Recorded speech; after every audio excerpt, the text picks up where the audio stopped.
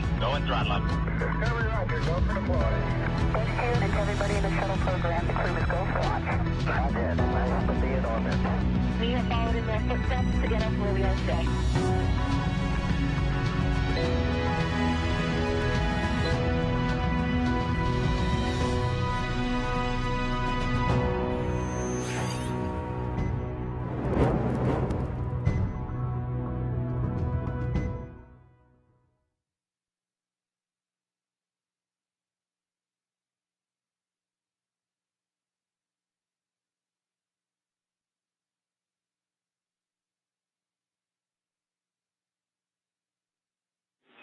Station, this is Houston. Are you ready for the event?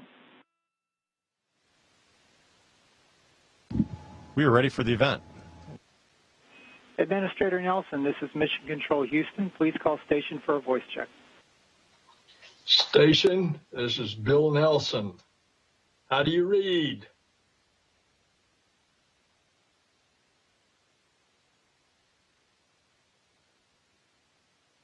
Station, we'll try again. Can you hear me, station? How do you read?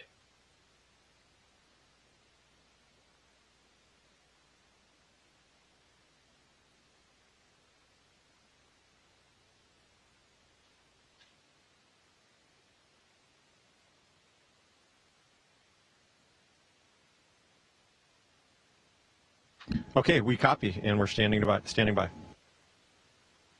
Okay.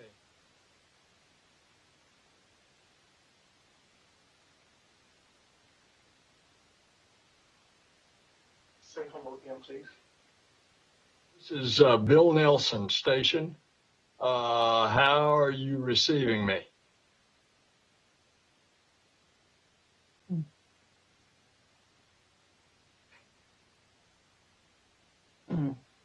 Houston headquarters, are you reading us?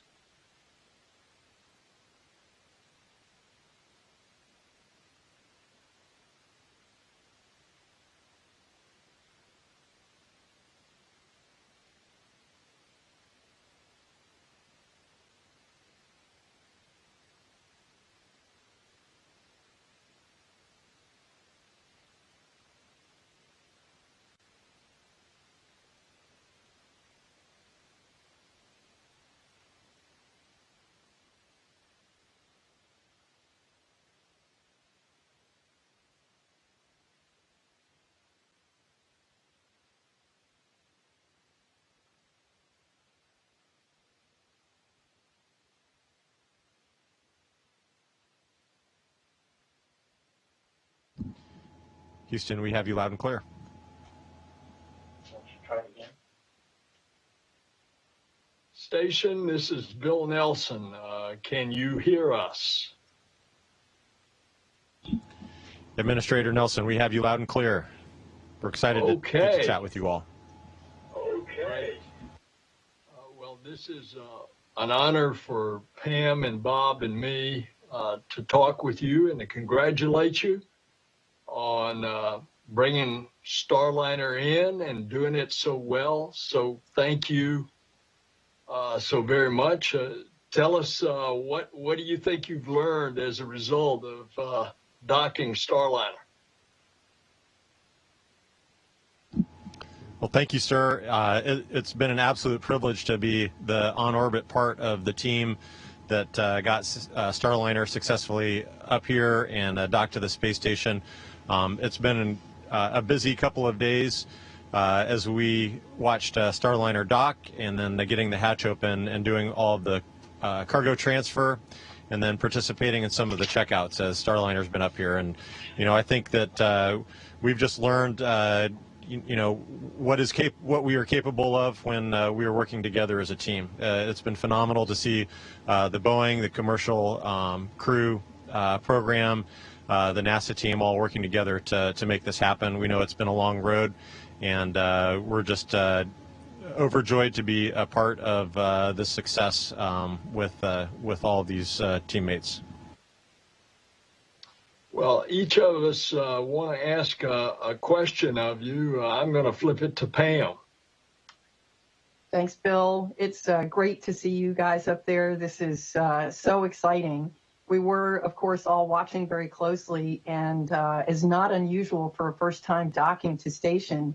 There were some holds out there for a while, and we were tracking that. Maybe Chell or Bob, if you could share with us what kind of individual duties did you have during that time frame as you were monitoring Starliner coming in?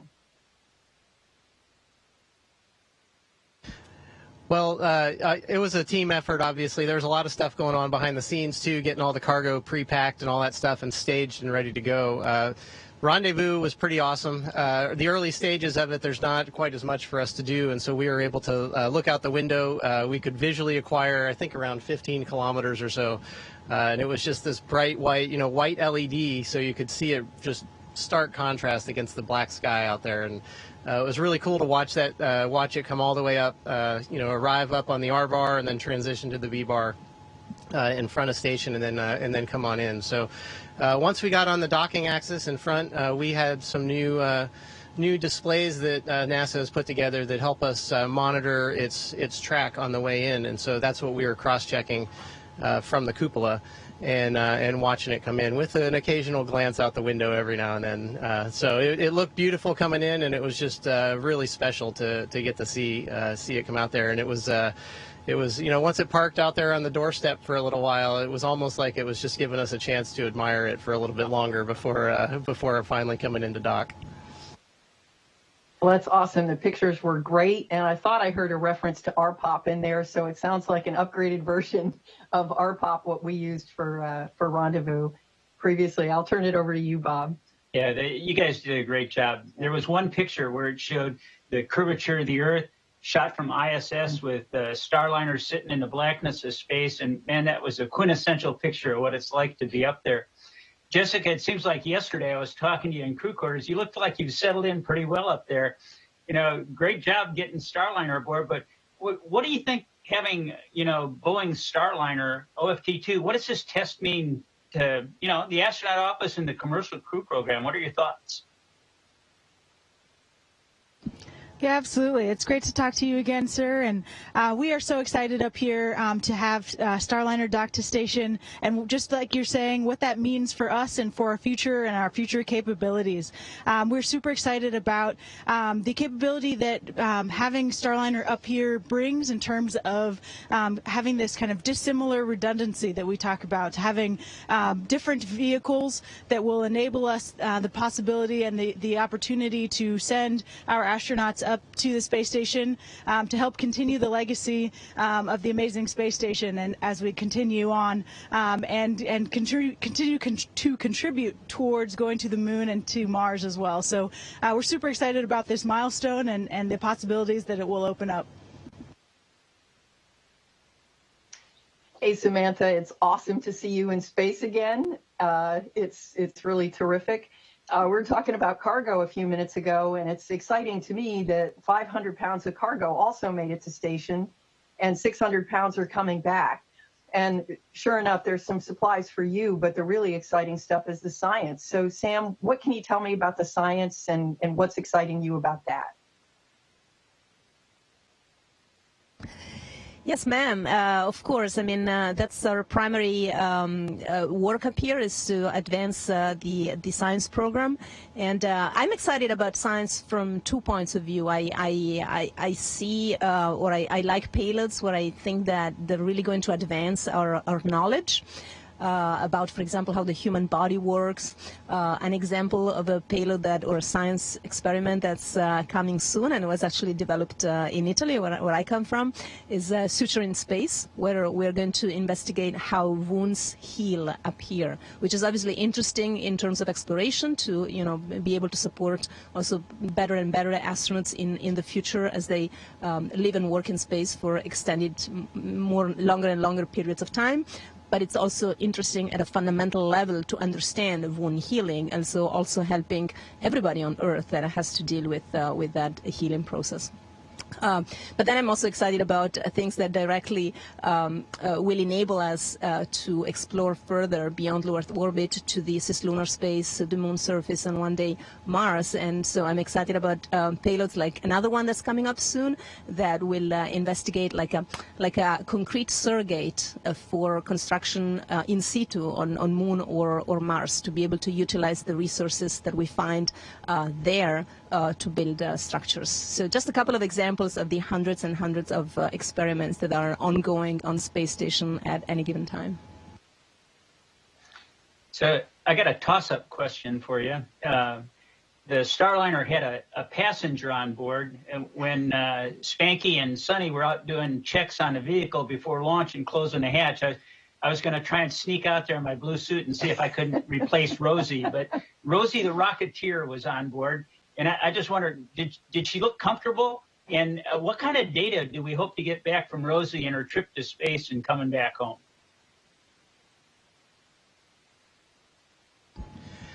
Yeah, it was pretty special seeing Rosie in there, and turns out there was a stowaway as well. One of the funny things is when we popped the hatch open, there was Jebediah Kerbal sitting right there staring at us at the in the hatch. So that was pretty cool too. My understanding is this time Rosie is serving mostly as a mass representation for someone in the seat. The seats I think are instrumented, and so they'll be getting some of the force and strain gauge data off of that, especially for reentry. But a lot of the they got a lot of the data that they wanted off of OFT1 off of Rosie, and so a lot of those instruments have been repurposed to the vehicle itself, and so they've taken some of those sensors and moved them off to look at the hull performance throughout this one, looking at expansion and contraction and that kind of thing. So Rosie is in there babysitting everything and keeping a good eye on it, and we've made sure that she's well taken care of while we've been working around her this week. Thanks, Bob. Hey, Samantha, I was really interested to hear about you having this magic potion to mix with regolith or moon dust to build things. Not only are we going to build habitats on the moon as we get prepared to go to Mars, but one of the most useful things we could do is to build a landing pad so that when our future landers are landing, that we don't stir up all that dust coming in. And thank you for doing that experiment. I also want to say that Pam and I are going to be talking to the government of Italy, and we're going to try to hitch up with another communication with you when we are doing that, and that'll be next month. Oh, that would be fantastic, sir. I look forward to talking to you all then when you will be in Italy, and I'm sure that my countrymen and countrywomen will take good care of you when you're there.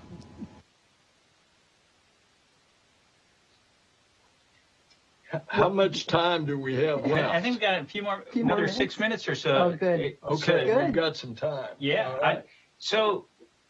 I guess for Bob or Jeanette, what's the one thing, this being your first time up there, what's one thing that really stood out to you?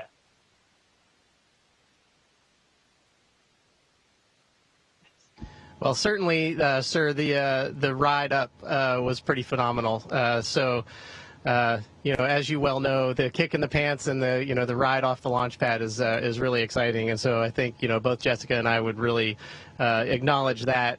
And then getting up here, looking out the window is pretty phenomenal, but also just observing how this incredible engineering marvel that is the space station, how it operates, how we maintain it, and what it's been able to do for 2 decades now, and is still going strong, is pretty incredible. So I think all of that put together just makes for an incredible experience, and one big surprise, for just things that maybe you weren't expecting or were a little bit different.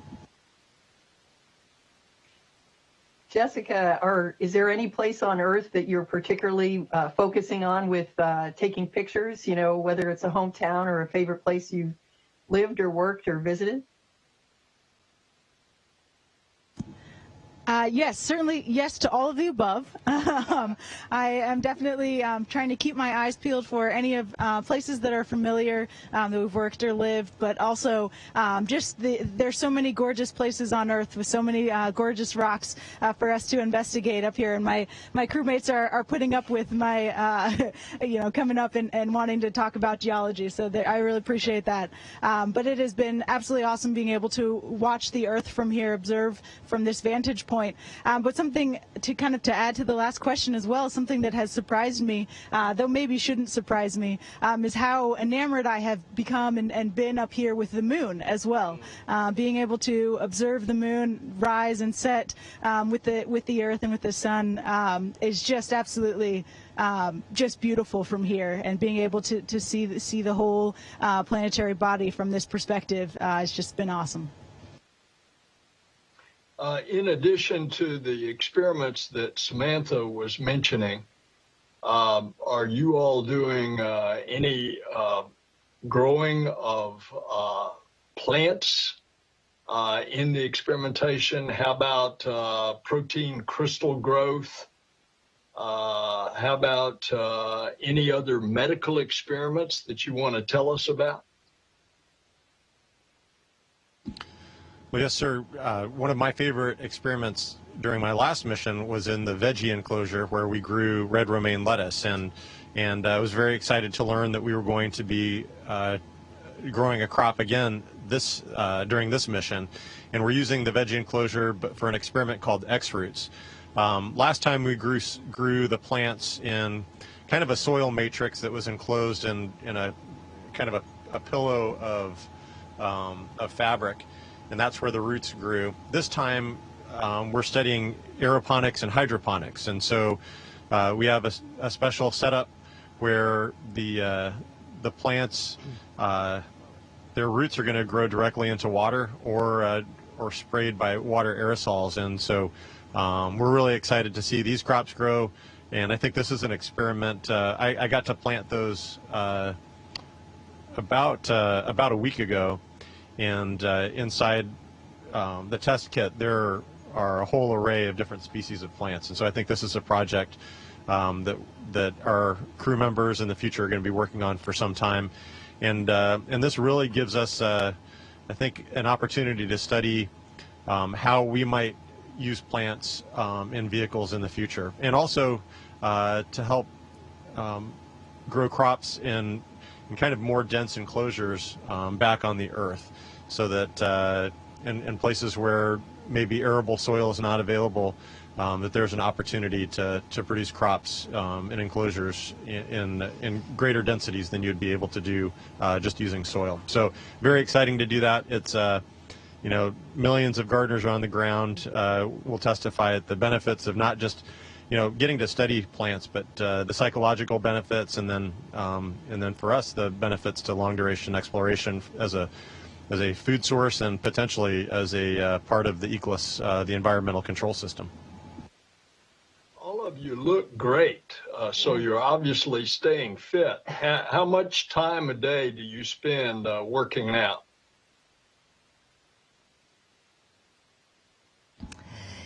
Yes, indeed, we do work out every day. We have about 2 hours and a half allocated. That includes, setting up, tearing down the equipment, and washing afterwards. But it's a good couple of hours of actual working out.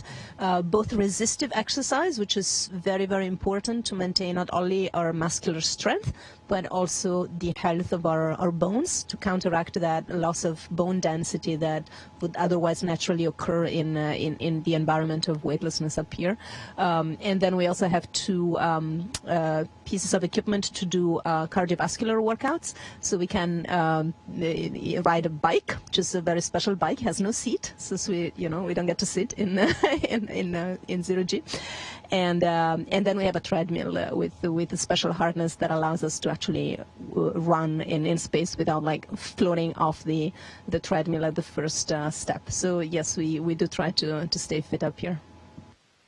We're at the end of our time, and we'll say goodbye, but I'll just tell you, 36 years ago, I did the first treadmill in space on the space shuttle, the 24th flight.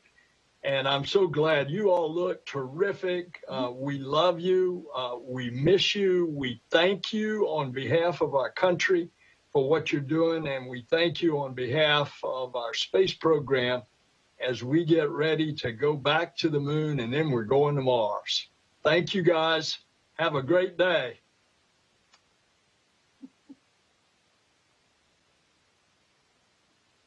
Station, this is Houston ACR. That concludes the event. Thank you, Administrator Nelson, Deputy Administrator Melroy, and Associate Administrator Cabana. Station, we are now resuming operational audio communications.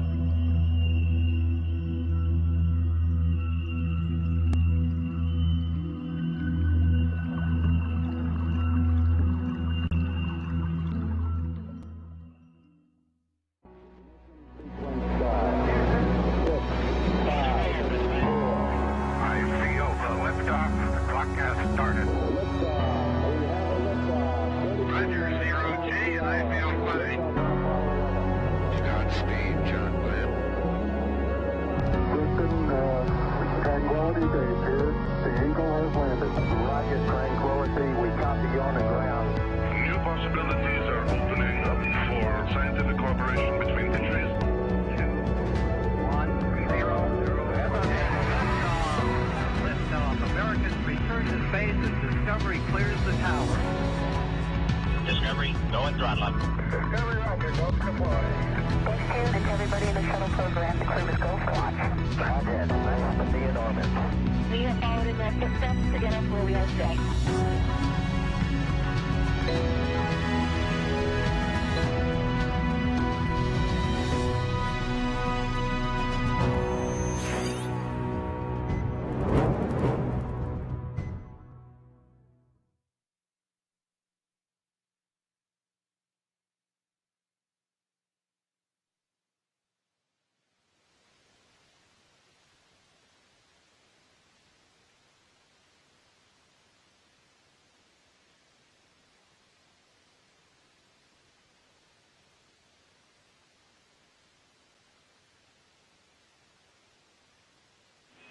Expedition 67, we are ready to begin the farewell ceremony.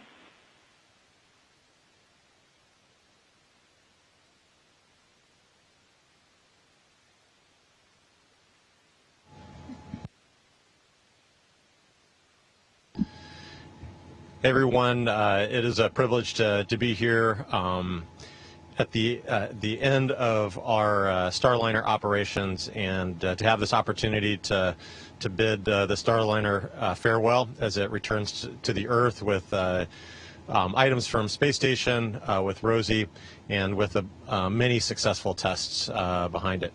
I have to say how it was just absolutely incredible to see this spacecraft approach the space station. Just a bright point of light 15 kilometers out, and then to have it come in and then hold for several minutes at 10 meters.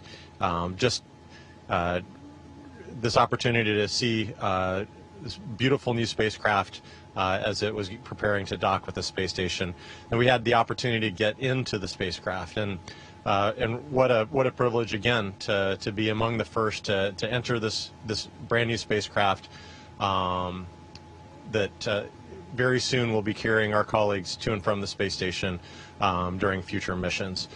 And this is really an incredible time, and because not only do we have Starliner docked to Node 2 forward, but we have our Dragon vehicle on Node 2 Zenith, and to have two commercial spacecraft attached to the space station right now is truly an amazing thing, and a testament to this commercial crew program, where we have partnered with commercial companies to leverage their expertise and agility to create systems that will be carrying our crews to and from the space station in the future. It's truly an amazing milestone, and it's a testament to the strategy of partnering with these commercial entities to take over low Earth orbit as NASA directs its attention to the moon and then outward to Mars as we continue to explore the solar system. Yeah, it's been an honor to get to take part of this, be part of just a tiny cog in the wheel that is the commercial crew program, and the amazing teams that the operational teams, the design teams that have put this vehicle together. It was really cool to kind of be on this end of it and watch the culmination of all of those efforts and all of those activities. So here's to you to all the people that put their hearts and souls into designing and maintaining and building this vehicle.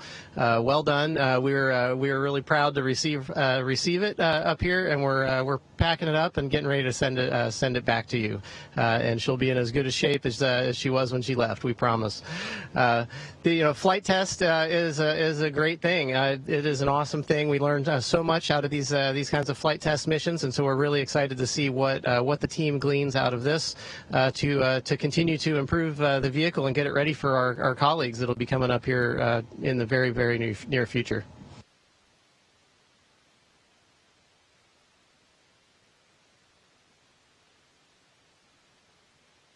Check mic.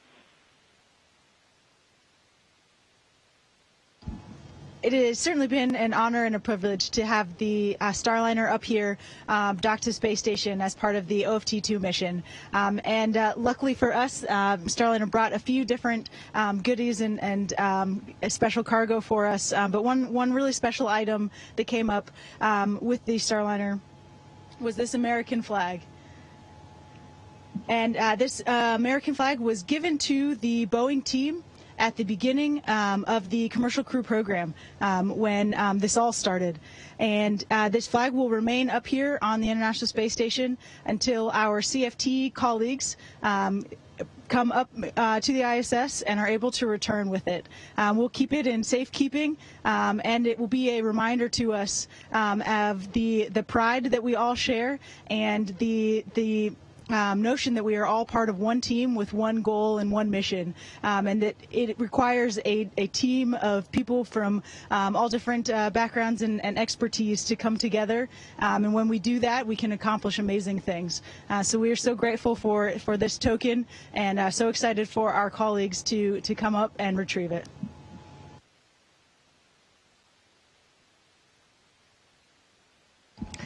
Yes, indeed. I think that it's been an exciting and even moving moment to see Starliner dock a few days ago for everybody in the astronaut corps, not only at NASA but really, across the world. Also, the astronauts of the international partner countries and agencies.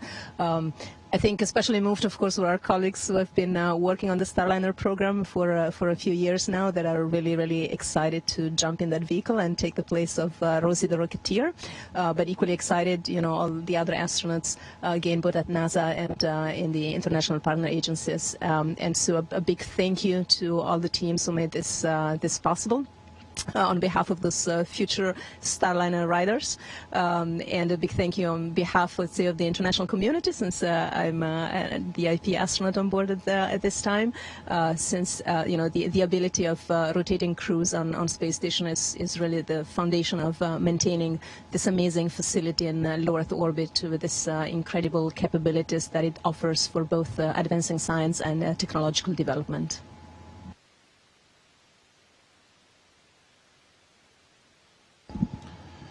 So with that, we want to thank everyone for their support and really everyone that's been involved in the success of this program.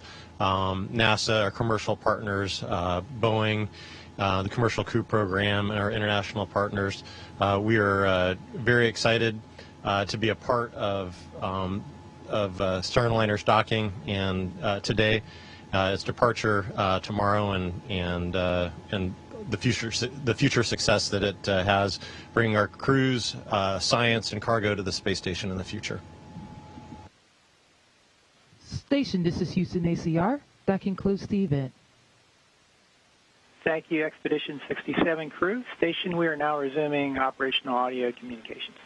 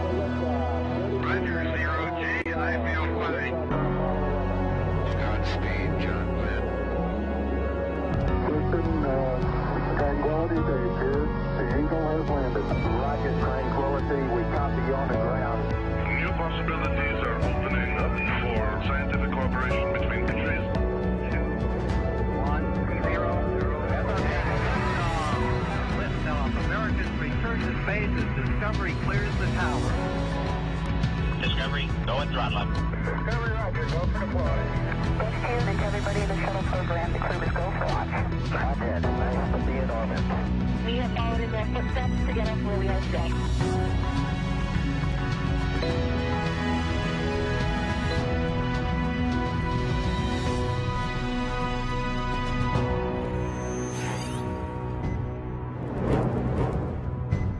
This is Mission Control Houston. Hello and welcome. You are joining us live here in the International Space Station Flight Control Room to cover the hatch closing procedures of the Starliner spacecraft. It's been a busy almost 4 days docked to the International Space Station, Rebecca, and we're really just seeing the beginning of the end of this mission.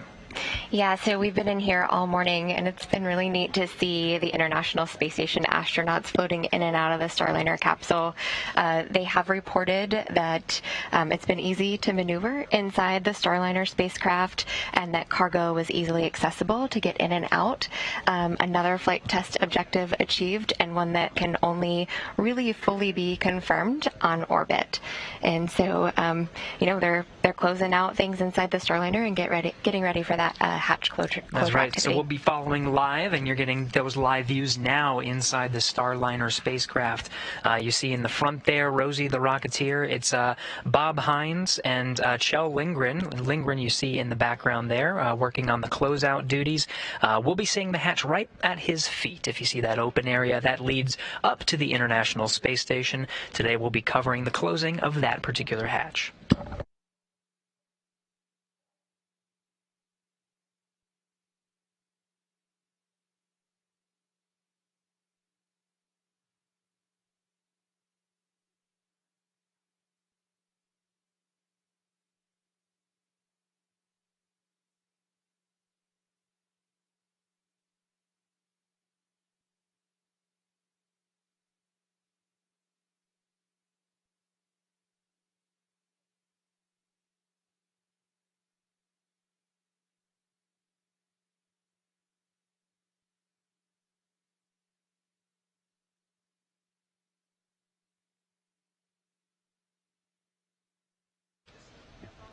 We're looking at a live view out the Starliner's window there. You can see the International Space Station and the SpaceX Crew Dragon.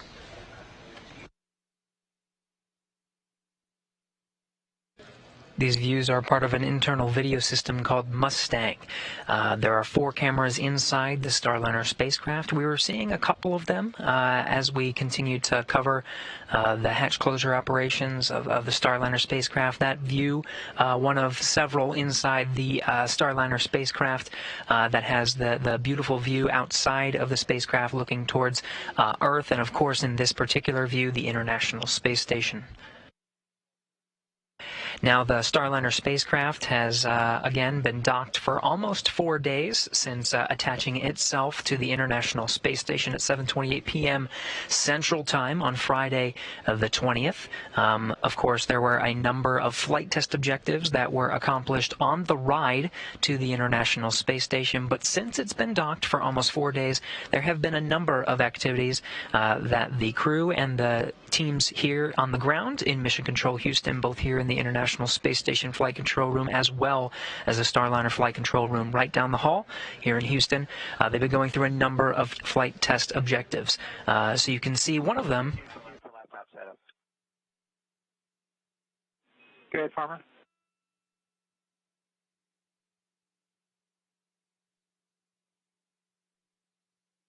So the couple of computers are rebooting right now. I'm back in the lab. 3.3.8 is the step I'm on for calibrating with 16. When I press O and 3, I don't get any calibration lines. I went O and 2, and I get a set of calibration lines, but I can't quite tell if they're the right ones for this width. Checking.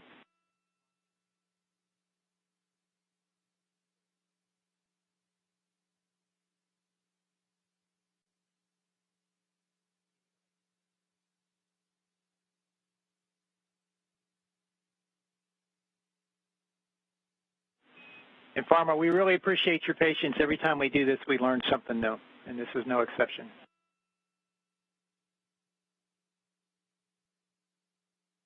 no problem. I'm learning too.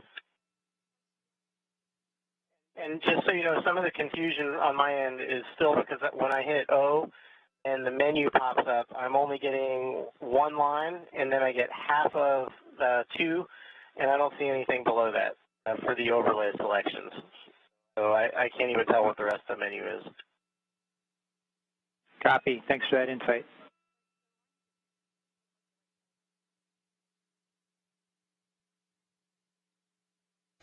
There you hear. And Farmer, when you hit O2, the lines that did come up, we think are the right ones. So go ahead with calibration based on those.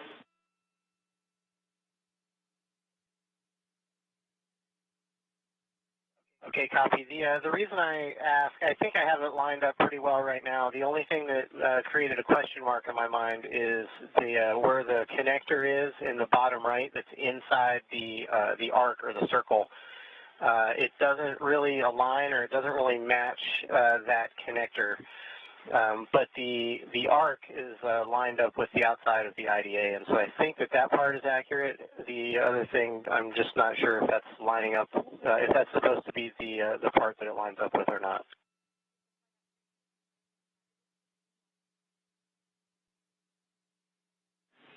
Farmer, we think it looks good to us, and you can move on.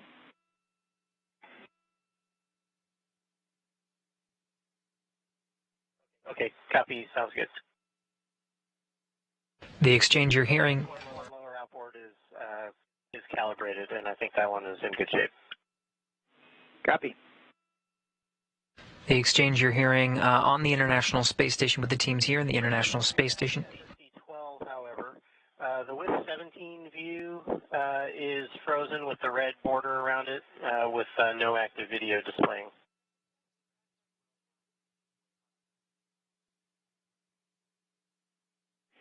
And Farmer, that is expected since you're about to do that same work over in the cupola.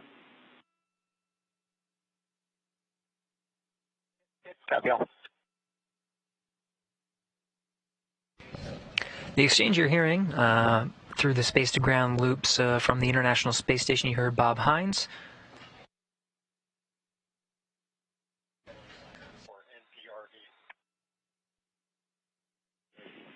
Go ahead on to NPRV.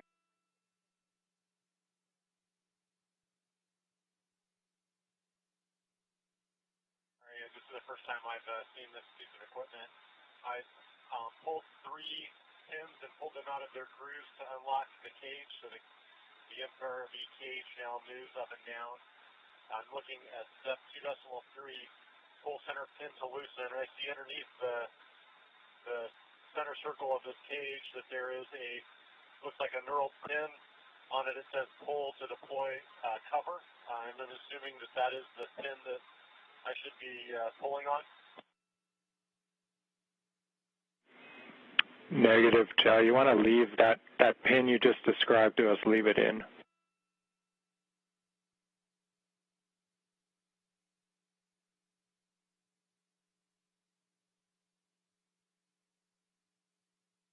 Okay, NPRV cap, then step 2.3, second line, NPRV cap, pull center pin to loosen.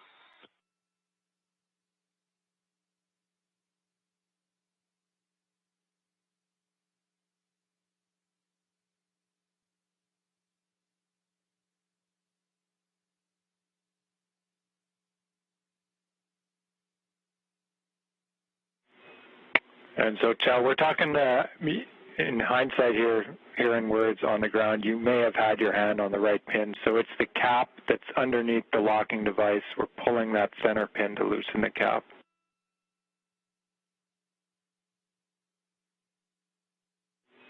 And yeah, that's the knurled pin that I was describing that says pull to deploy cover. Okay, that's correct in that case. So the big picture here is we're going to pull that pin to loosen it. This will burp the NPRV device, basically like a little pressure burp, and then we push to reseat the cap as the third step. Does that make sense?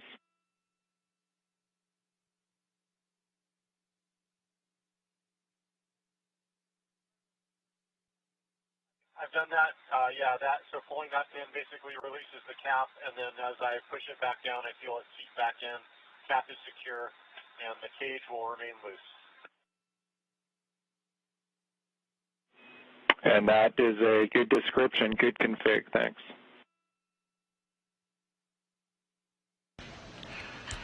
The exchange you were hearing was about the NPRV, and that is the negative pressure relief valve. That is actually locked on ascent to protect against an abort into the water. It will be unlocked for entry since an abort into water is less likely. And that comes from Kjell Lindgren, who you see working inside the Starliner spacecraft. He's not the only one, though, preparing the Starliner for its departure tomorrow. On the other side of the space station, working on a tool called the RPOP. That's the Rendezvous Proximity Operations Panel. This is a software that's used for monitoring the Starliner's undocking and retreat from the International Space Station, which will, of course, occur tomorrow. Some of the conversation you heard prior to this was with NASA astronaut Bob Hine setting up that tool and configuring it for when they gear up for monitoring Starliners backing away from the International Space Station tomorrow.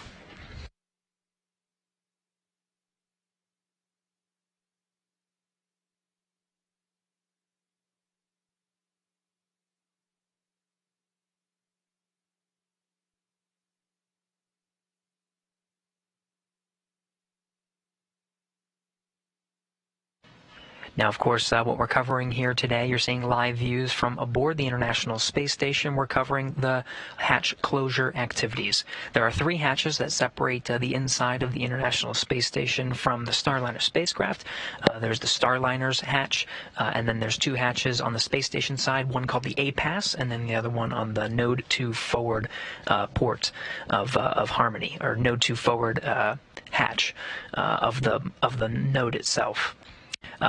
What they're going to work through right now is closing that Starliner hatch and, of course, backing away to start depressurizing the vestibule in between the station hatches and the Starliner hatches.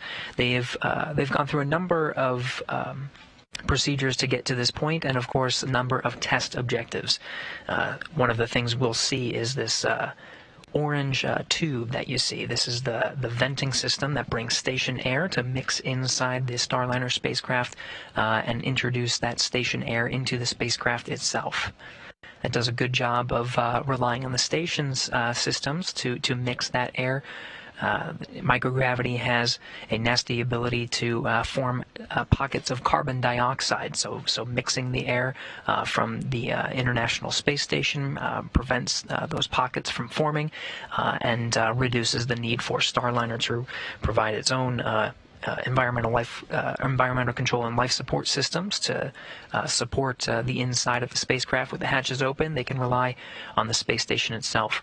They'll pull that hose away before they actually close the hatch and check on some of the other various systems, but they've been going through a lot of flight test objectives and steps to get up to this point.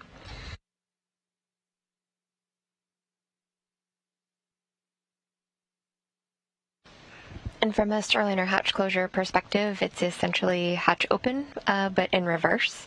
And so the astronauts will clean and inspect the intravehicular activity, or IVA hatch, before positioning it into place on the space station side.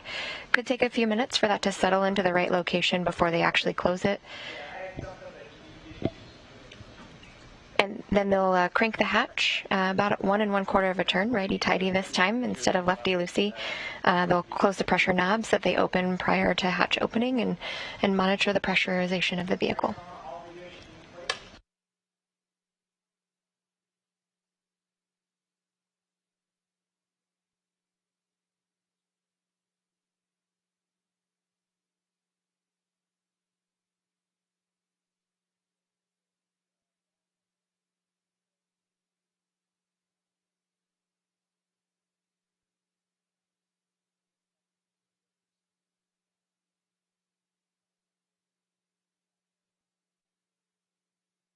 Now, as we follow along, watching Kjell Lindgren here inside the Starliner spacecraft get ready to close that hatch. This, of course, comes at the back end of nearly 4 days docked to the International Space Station. He'll spend another day docked. Closing the hatches today is doing so nice and early.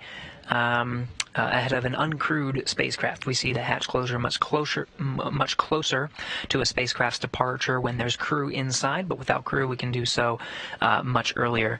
But there's been a lot of flight test objectives that have been demonstrated over these past couple of days. Now during the docked phase, we were able to verify some audio checks with the International Space Station, as well as the Starliner spacecraft. We were able to test the environment inside the Starliner spacecraft itself. And we were also able to test the connection, which was, of course, established shortly after docking through an umbilical connection with the International Space Station, and of course, many other objectives as well. All those prime test objectives and then some, so many more. We were able to recharge the spacecraft's batteries from the station's power. We were able to get that VESTA, the vision-based electro-optical sensor and tracking assembly data, down to the ground through the ISS link. We were also able to evaluate the onboard tablets. They basically practice transferring files from the ground to the tablet through those ISS assets, updating the configuration, and those tablets really serve as a replacement to bulky paper flight manuals.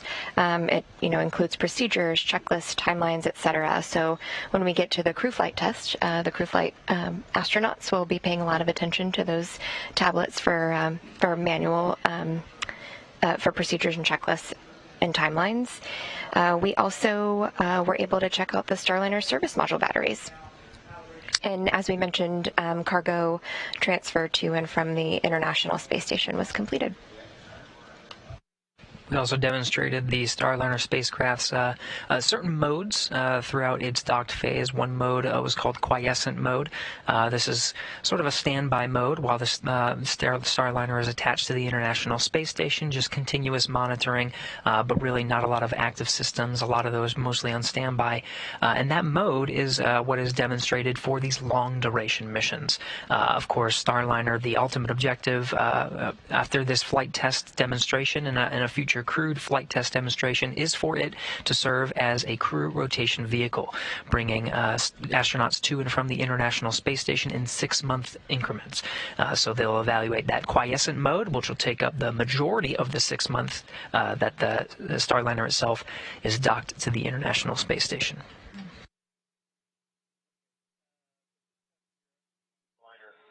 For undocking, egress, and those things. Go ahead, undo. You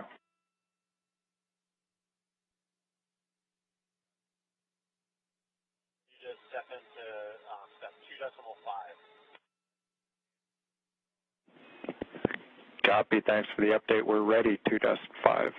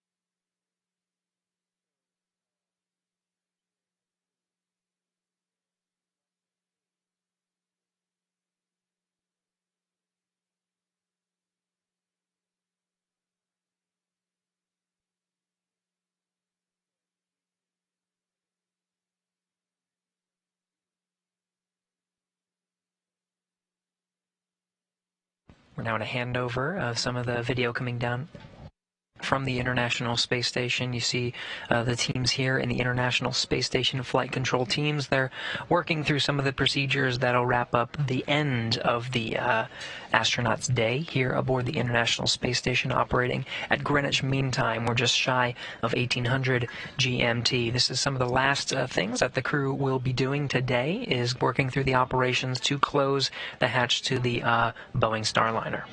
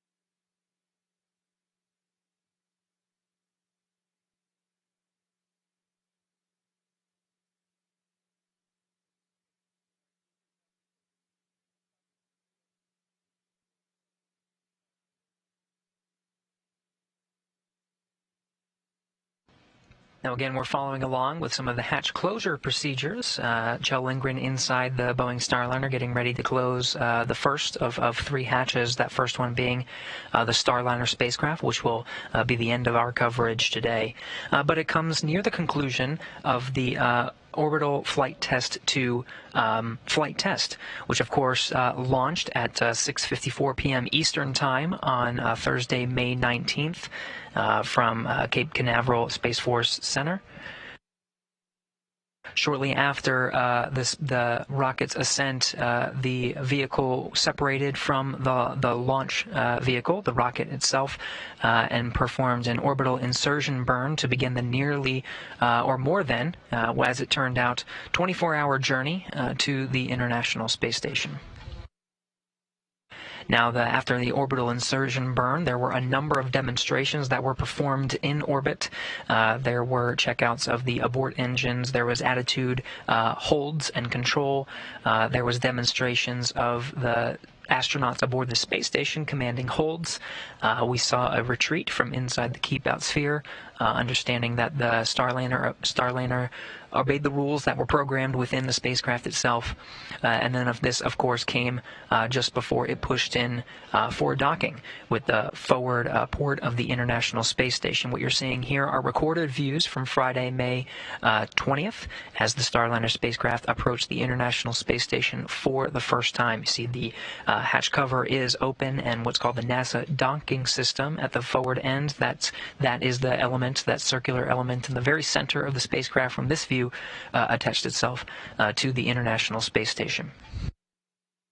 It made its final approach from the 10-meter mark and pushed in for a docking. It made contact, and we had a confirmed soft capture of the Starliner spacecraft with the International Space Station at 7:28 p.m. Central Time, mating the two spacecrafts together, the Boeing Starliner and the International Space Station, for the first time in space.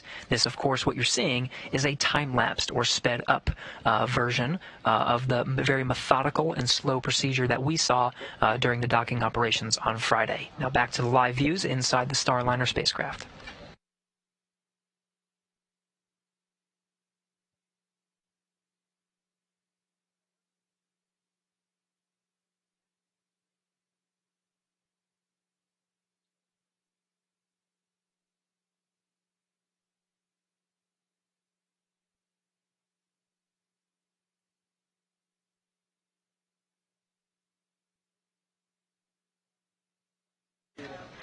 What you're seeing here is a wide cabin view inside the Starliner spacecraft. That white cargo bags, or those white cargo bags, are actually NASA cargo bags, and then underneath them and around them are the Boeing blue cargo bags. At the top right of the screen, you can see that NOMAX material again, and so the IVA hatch is still in its stored location as the astronauts continue their closeout actions. What you're seeing in this view is what will take up the majority of the mass that OFT-2 will be returning with a desert landing or targeting White Sands Space Harbor over in New Mexico as the landing site. But of the 600 pounds of cargo that OFT-2, that this Boeing Starliner will be returning to Earth, about 400 pounds of that is what's called NORS tanks, nitrogen oxygen recharge system tanks. These provide nitrogen and oxygen in tanks which recharge the systems that supply the space station with breathable air. The air inside the International Space Station is a mix that you would see at sea level on Earth, a very healthy mix of nitrogen and oxygen, with, of course, the systems scrubbing dioxide or carbon dioxide as the astronauts continue to breathe. 3 of these tanks are loaded, as you see in the cargo bags right here. They're loaded, strapped in, and ready to go for the ride home to return back to planet Earth so that teams on the ground can refurbish them, refill them, and send them back up to the International Space Station.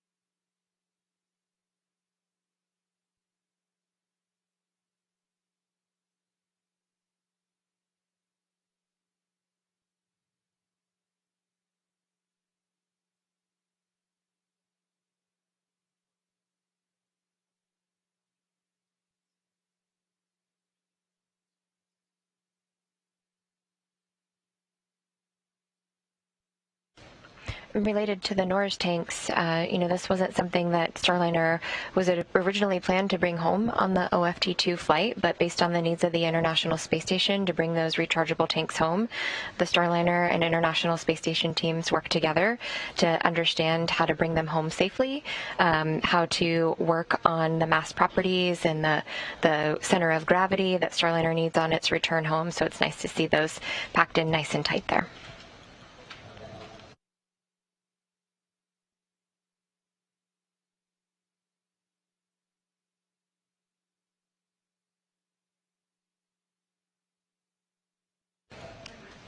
Another interesting fact is the ISS astronauts were working to bring out and pull back in cargo to the International Space Station.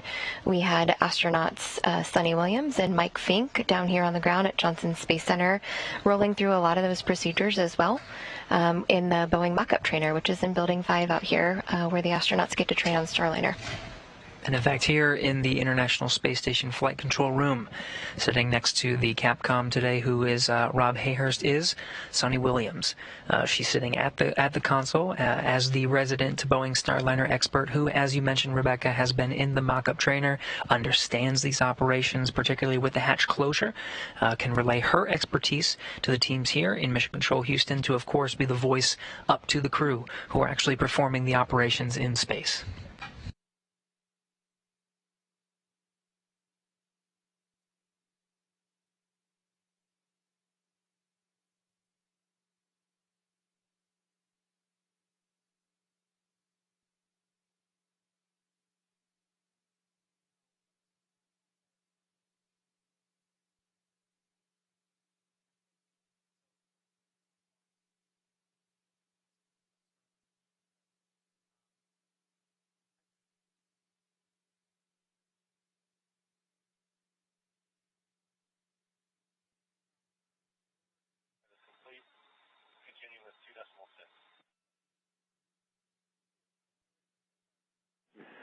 Thanks, Joe. We copy you moving on to 2.6, and you can call us back if needed, but when you get down to 2.6.12, cabin temperature knob, it's in a good position from yesterday, so you shouldn't have to move the knob. We just wanted to make sure that the tape was still applied. Check the tape's still there.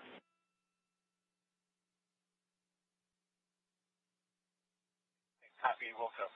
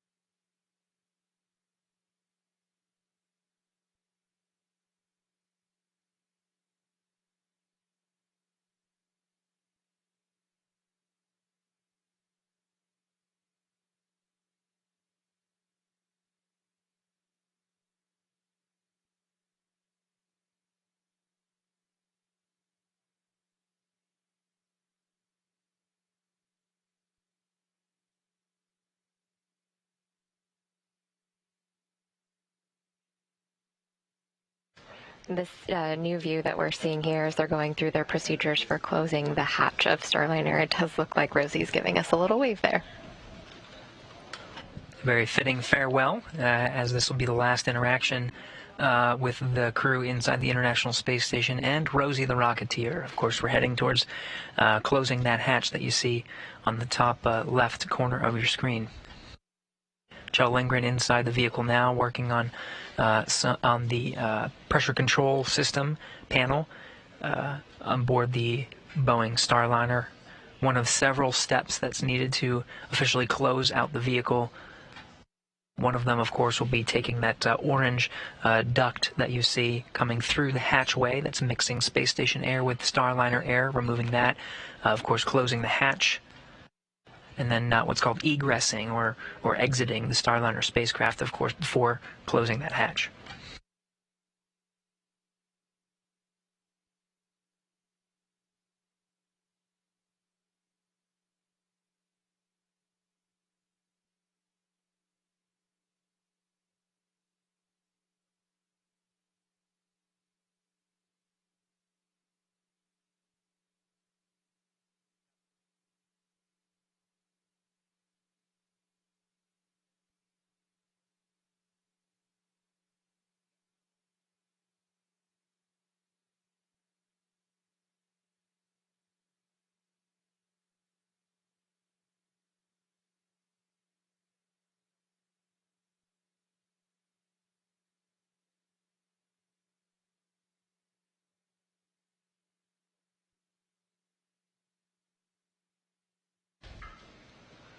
Not in view here, but already in his seat is our gravity indicator, Jebediah Kerman. He flew up on the Starliner spacecraft, went through ascent and docking right alongside Rosie. You can see him there in previous views. The reason you're not seeing him in the live view is his tether is already in place. They just have it a little bit lower near the leg rest for where seat 2 is. So kind of in between seat 1 and 2 below the line of cargo. And we'll see if they adjust him a bit before they exit the crew cabin.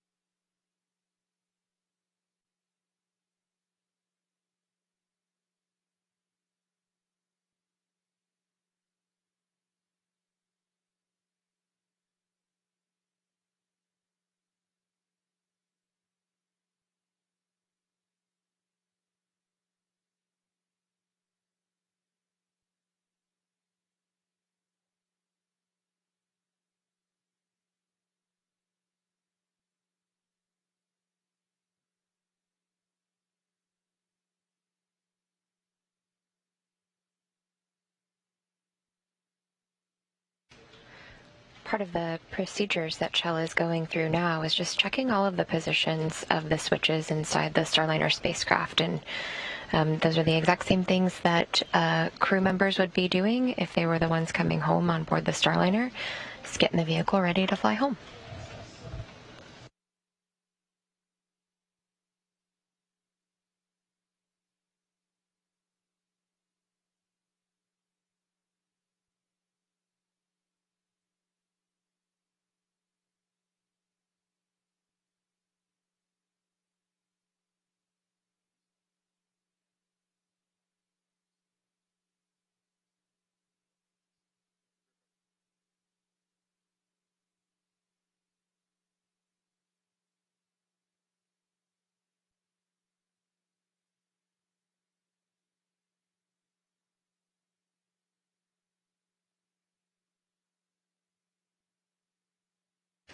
And there you see Chell taking pictures of those switch positions, again, just to help ground controllers understand the configuration that the Starliner's in. And you can see Rosie there helping to hold his tablet. Checking that NEAs are safe. With you in 2.7, Chell, and we can confirm the NEAs are safe. Go to continue.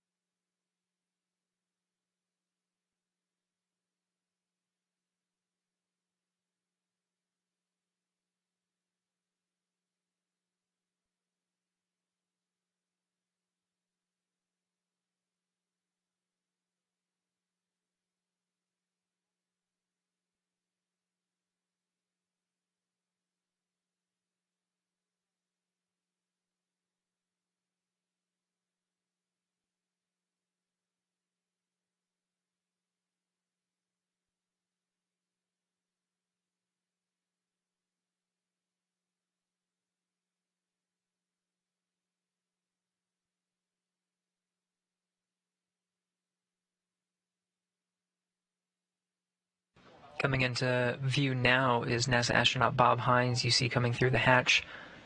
Kjell Lindgren still under the display and control panel of the Boeing Starliner.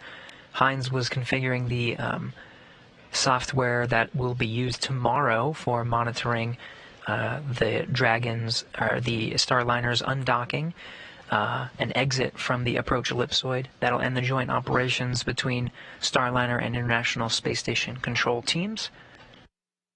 These steps now that they're going through are some of the last before they exit the Starliner for the very last time, before closing the hatch and getting ready for that undock. Kjell Lindgren has been working on the pressure control system panel and is now ensuring that the NASA docking system is configured before they exit the vehicle, making sure all the right buttons are flicked there on the display panel. There are a couple of covers on some of those panel switches, so he'll remove some of those covers and stow them appropriately. That will be the last thing on his to-do list before they call down to the ground that all of their procedures, their closeout procedures have been performed and they are ready to close the hatch. So they're working through their timeline now to make sure that those are in place. It looks like Lindgren is now removing those switch covers, you see, and stowing them in that bag. So he's on his last step before they're ready to configure for hatch closure.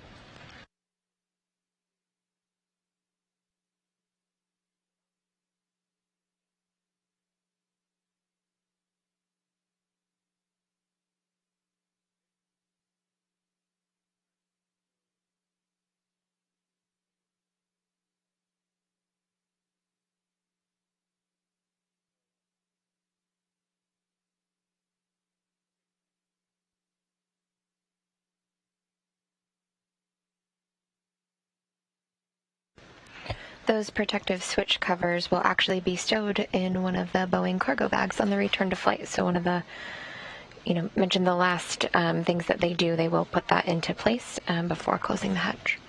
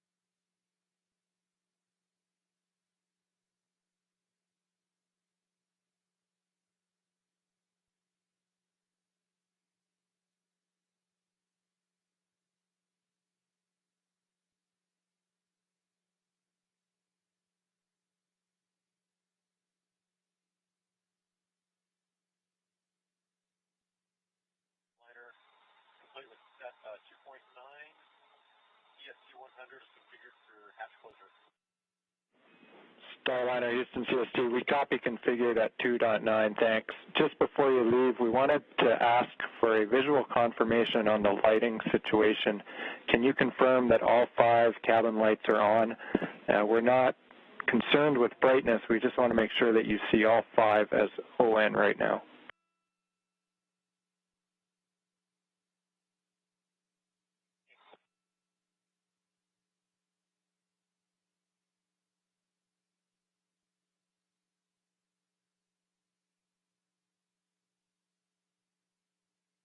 Confirm all 5 cabin lights are ON on. Copy that, thanks. You hear Chell talking to ground controllers there through Starliner's communication system, which was another flight test objective that the team had. They wanted to make sure that crews could communicate with the ground and other assets from inside Starliner while on orbit.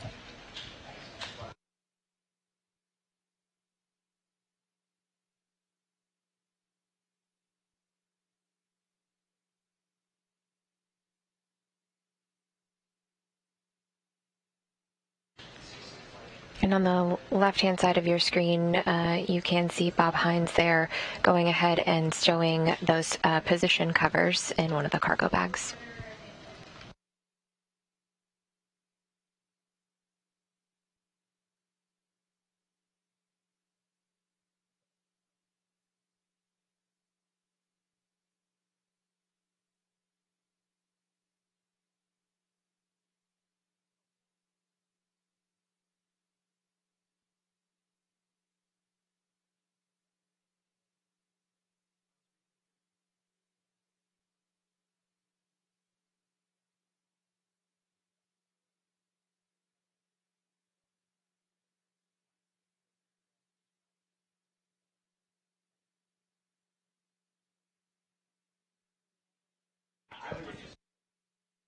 Now you see above Lindgren's head, from the vantage point, the view really of Rosie the Rocketeer, there is a window that's on the Starliner spacecraft, and you're starting to see the views come of the interior of the Starliner spacecraft get a little bit brighter. This is as the International Space Station and the Starliner spacecraft pass into an orbital daytime. Right now, the International Space Station is 271 statute miles over the South Pacific Ocean, east off the coast of New Zealand. And we are getting a little visual confirmation there that Jeb is in fact in the seat and will be returning home on Starliner. So if anyone's wondering, there's our visual confirmation.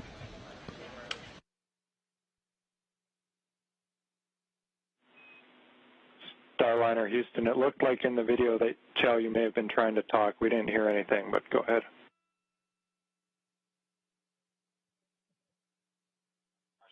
I'm ready to step into part 2 of 4 for CST hatch close. Copy, and we concur with you stepping into part 2. That'll be step 3.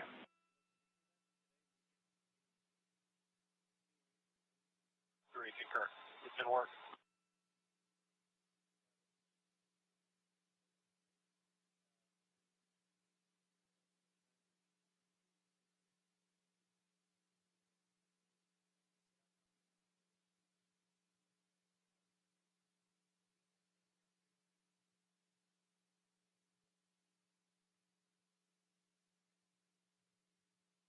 Station Houston on 3 for Farmer.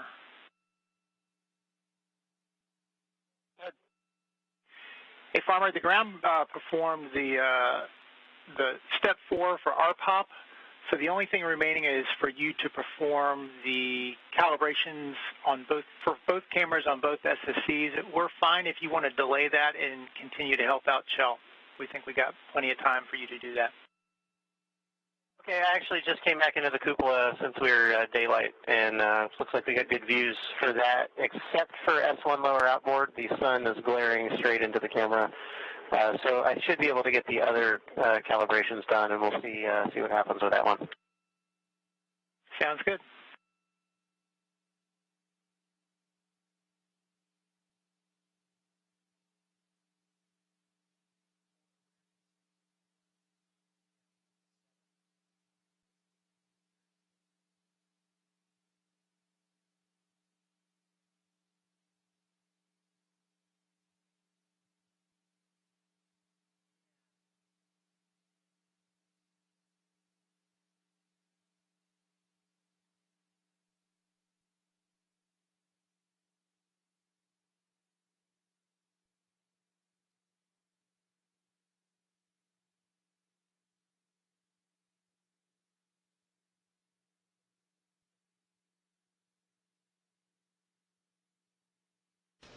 Here we're getting a live view of the exterior of the Starliner spacecraft while it's docked to the International Space Station.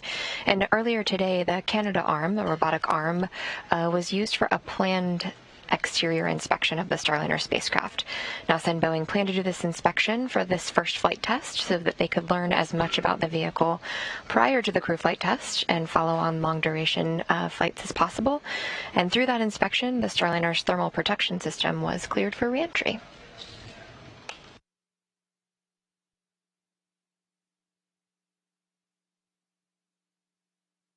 That's right. It's worth noting that the International Space Station Mission Management Team, which includes NASA, the international partners, as well as Boeing, polled a go for undocking and proceeding with a landing tomorrow. So we are tracking towards that for undocking tomorrow.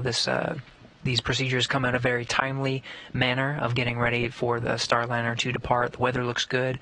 The systems continue to be monitored and checked out, but we are targeting for tomorrow to undock, and we do have that go.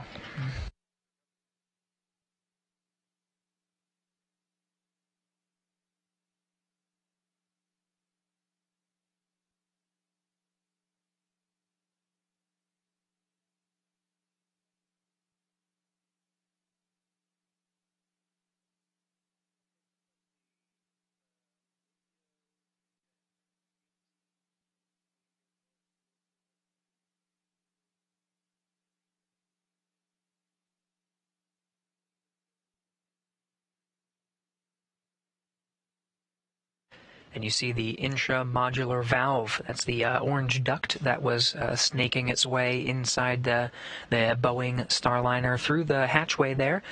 You see has been configured and removed from the Boeing Starliner. These are some of the final steps before we get to the hatch closure itself. A couple more steps ahead of when we actually see that hatch close, which, as a reminder, is a free-floating hatch. We'll see that come into view once they get to that. From this view of your screen, you can sort of make it out. It's that white circular object over to the sort of the bottom left of this particular view.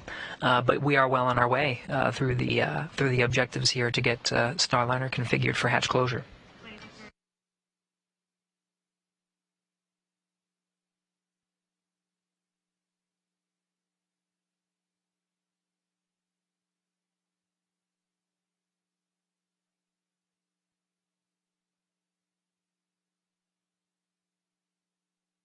And we'll be seeing this incrementally throughout our coverage of the Starliner's hatch closure sequences. You can see the space station right now is flying over the South Pacific Ocean. As we fly over the Earth, every 90 minutes, we lose communication with some of the tracking data and relay satellites that we have that provide that constant communication with the International Space Station and the Starliner. We're just in a handover between some of those satellites, and we'll be regaining views very shortly.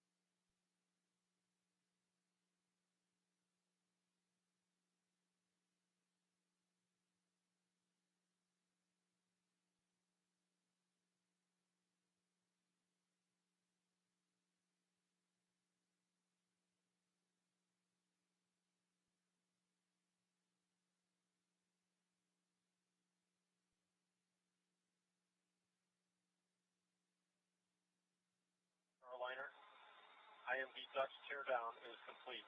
Step 4.1. And Starliner Houston, loud and clear, we copy duct teardown complete at 4.1. We are all here ready to continue, but first I have two deltas to pass to you for step 4. The first one is concerning step 4.4. It's going to call you on to tie downs. Of course, there's also bungees there that you placed So we also want you to remove those bungees. They're crew deploy items, and they can just go back to the ISS. How copy? We'll take those bungees back to the ISS, and then a little bit earlier in the procedure, I do need to stow the handheld mic and the chip up. Affirmative, concur with that. Next, wanted to talk to you about step 4.9. It's a little bit it is misleading as in the procedure. What we need you to do is make sure the handle is fully counterclockwise. So full counterclockwise to the unlatched position. And of note, this is not going to line up with the marking that says position handle here before closing the hatch. So it's not going to line up with that indication, but as long as it's fully counterclockwise, you'll be in a good config. Does that make sense?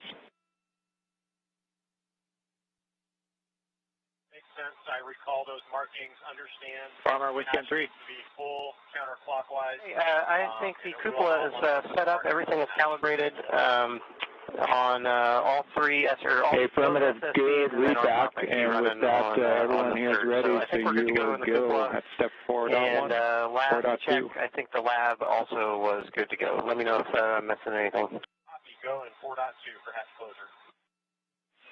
Thank you so much, Farmer. No, we are tracking the same thing. We are all set up in both the lab and cupola. Okay, great. I'll put a couple notes on the SSCs, making them no touch for next 24 hours or so.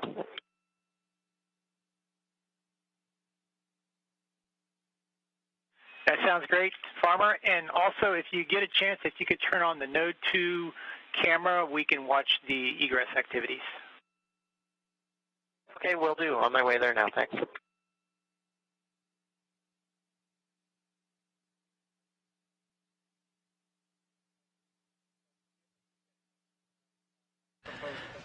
So with that, Kjell Lindgren has worked through the steps to get us to this final sequence here, which is he's going to get ready for hatch closure.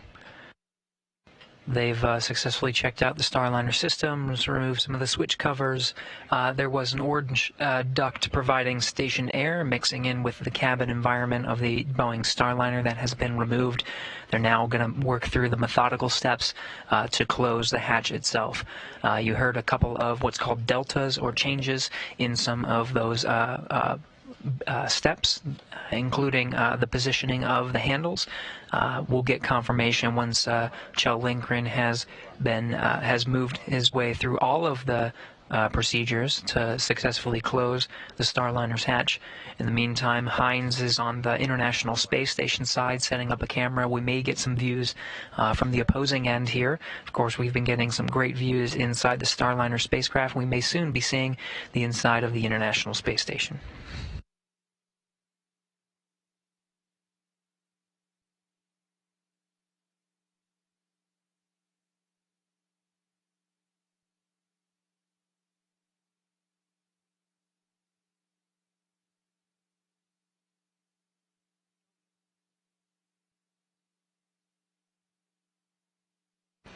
Rosie the Rocketeer is returning to Earth in her spacesuit. You can see that here. This is called the Launch and Entry Suit. And Rosie is not outfitted with any sensors herself. We actually use her data ports to collect data from sensors that are placed along Boeing's Starliner seat pallet. It's basically the infrastructure that holds all of the crew seats in place. And the data from those sensors will be used to ensure all future crew members have a safe and enjoyable ride, particularly on landing, is what the teammates here on Starliner will be paying really close attention to. What are the loads like, and what is landing like for the crew members?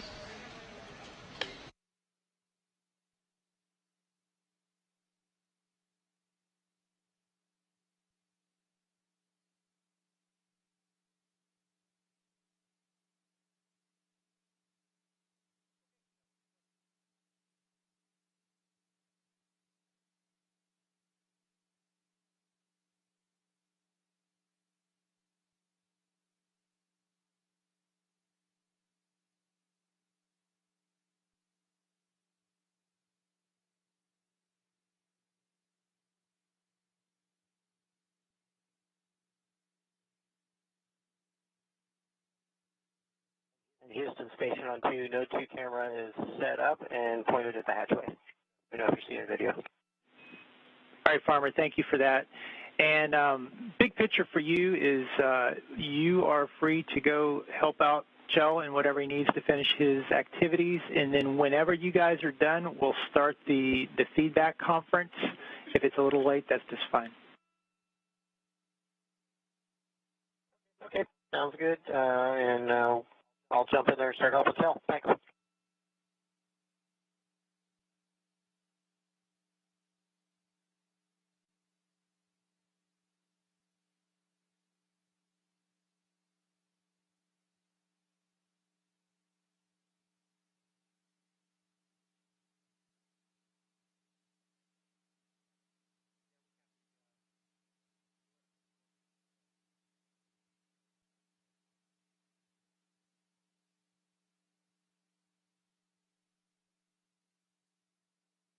Now we're seeing coming through the hatchway NASA astronaut Bob Hines, while Kjell Lindgren has been inside the Starliner spacecraft, configuring the spacecraft itself for hatch closure.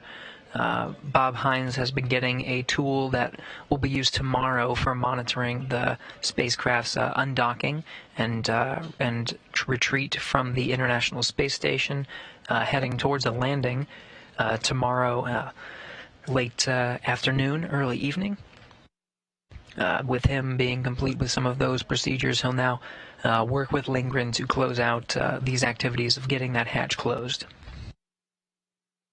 Now this will be one of the last procedures for the duo for tonight, getting the hatch closed, and then they'll work to depressurize the vestibule.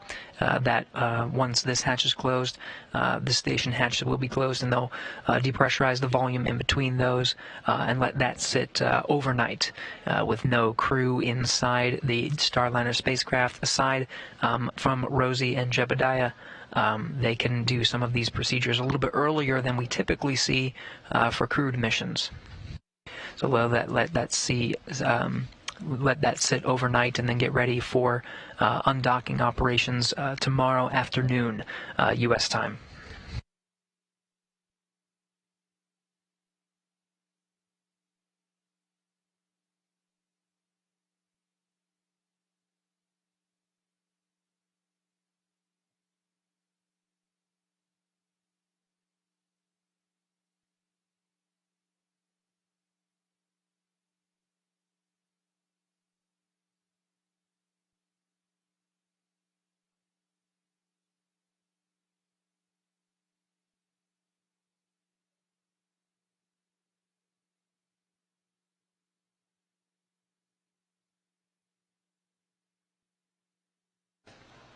You can see here Bob Hines going through that final cargo bag.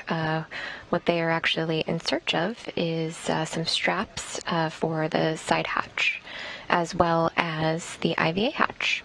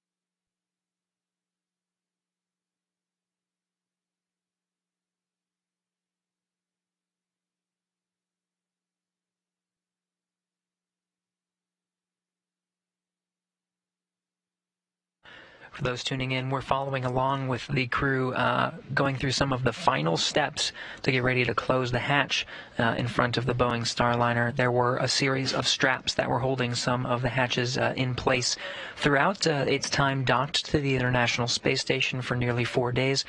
You see the crew opening up one of the cargo bags and putting those straps into little baggies and stowing them away. They're working through these steps one by one, the two of them together inside the Boeing Starliner now is NASA astronaut Kjell Lindgren peeking through the hatch there on the top.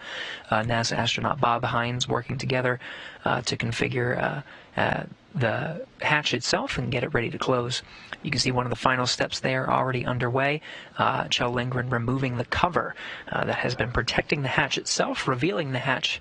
It's called the IVA hatch. That's the one that goes in front of the Boeing Starliner. So they're nearing the hatch closure very soon here. One of the final steps there, removing the hatch cover itself and, of course, folding it and stowing it away.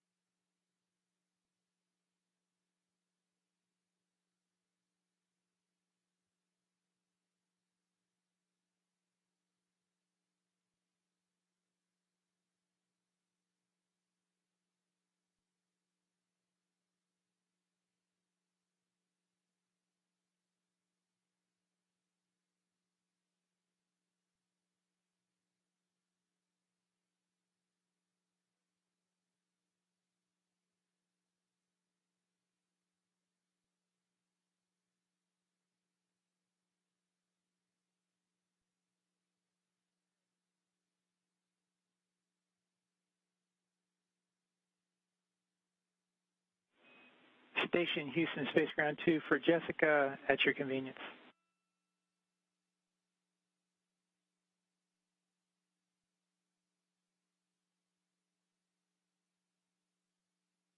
Is he on too?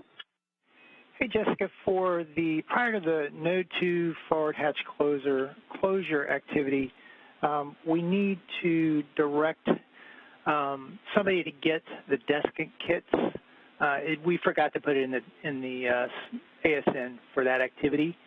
You can find the deskant kit 2 in Columbus /3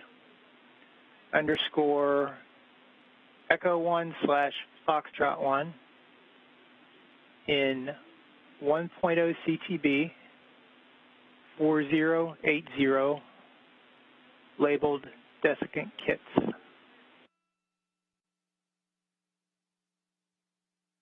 Okay, I copy. We need desiccant kits from the 1.0 CTB 4080 in Columbus /3 Echo 1 Foxtrot 1. How many kits do we need?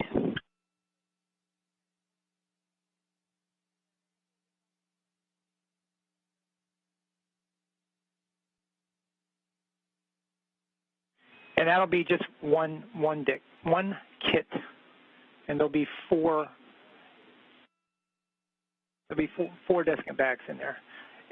Also, you're going to need to grab some 4 1-inch Velcro strips, and you can grab that from the office pantry in half CTB serial number 4222. That's in Node 1, Overhead 4, Charlie 1.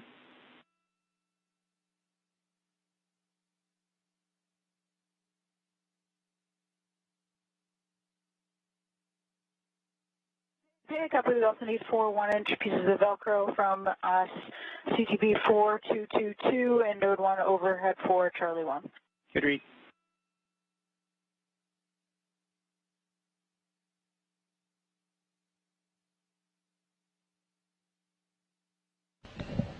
Voice you're hearing is that of NASA astronaut Jessica Watkins. At the end of her work day, she just wrapped up some exercise and then started putting away some scientific samples.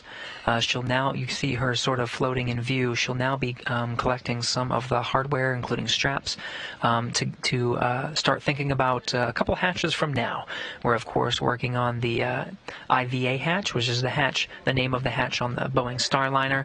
There are 2 more hatches. There's the A-pass hatch, which is close to Jessica Watkins' feet in this view, and then much closer to frame, the sort of square area, is the node 2 forward hatch. She's already preparing some of the equipment that she'll need to close that hatch prior to depressurizing the vestibule in between the Boeing Starliner and the International Space Station, working together as a team to get the hatch closed and depressurize the vestibule to get ready for Starliner's undocking and return to Earth tomorrow.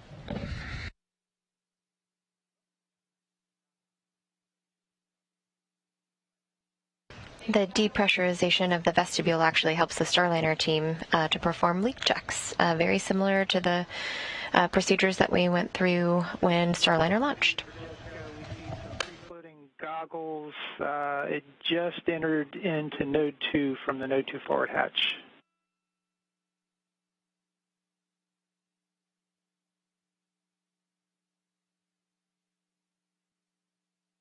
You got it, thanks. You don't want to lose your goggles. The goggles being referenced were used prior to the hatch opening procedures. Of course, Starliner being a new vehicle and having limited insight into the cabin, since there were no crew aboard, those goggles were used just as a safety measure, a standard safety measure that's even used for cargo missions today. And there we see Chell taking additional closeout photos of that IVA hatch that'll be used to close the Starliner in just a few minutes.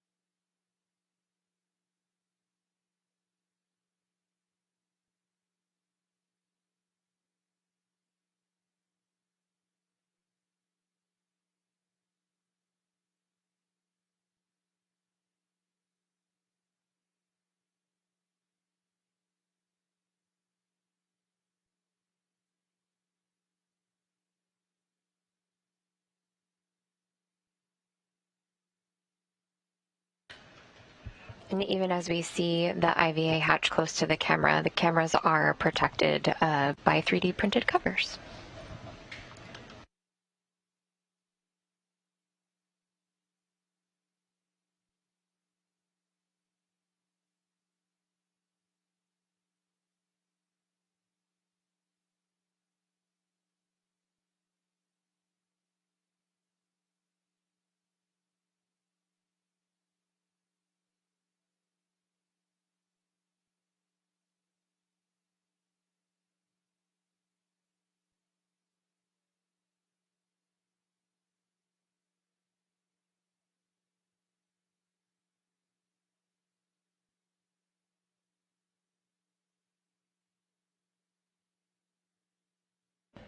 Reminder that by design, the Boeing Starliner's hatch is a free-floating hatch.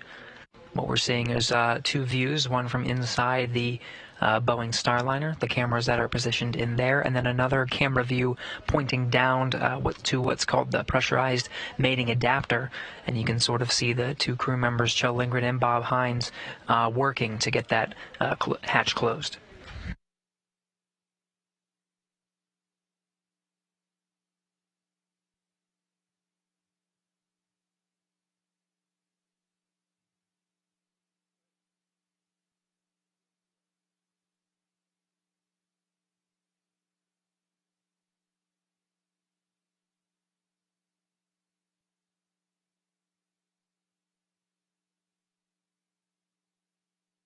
We're now seeing down the pressurized mating adapter. You see some of the features of the NASA docking system on the Boeing Starliner side, as well as the International Docking Adapter. That is the adapter that allows the Boeing Starliner and commercial crew vehicles to dock to the International Space Station. This is an adapter that is affixed on the end of the pressurized mating adapter, which has been used for the past few decades for space shuttles to dock to the International Space Station. Now with the new generation of commercial spacecraft, that international docking adapter being used as an interface for the very first time for the Boeing Starliner. Heinz making his way down the pressurized mating adapter now. Again, he is working with NASA astronaut Kjell Lindgren to close the hatch to the Boeing Starliner.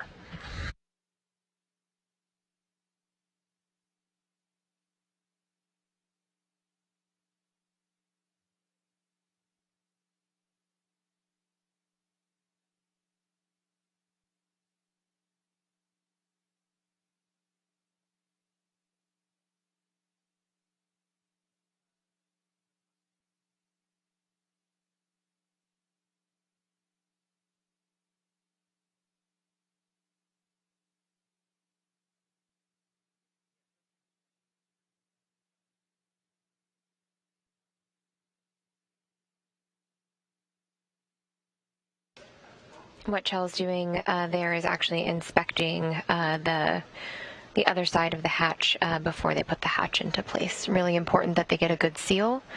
So they'll clean it if they haven't already. They'll do some inspections, and it looks like maybe he's doing a fit check here.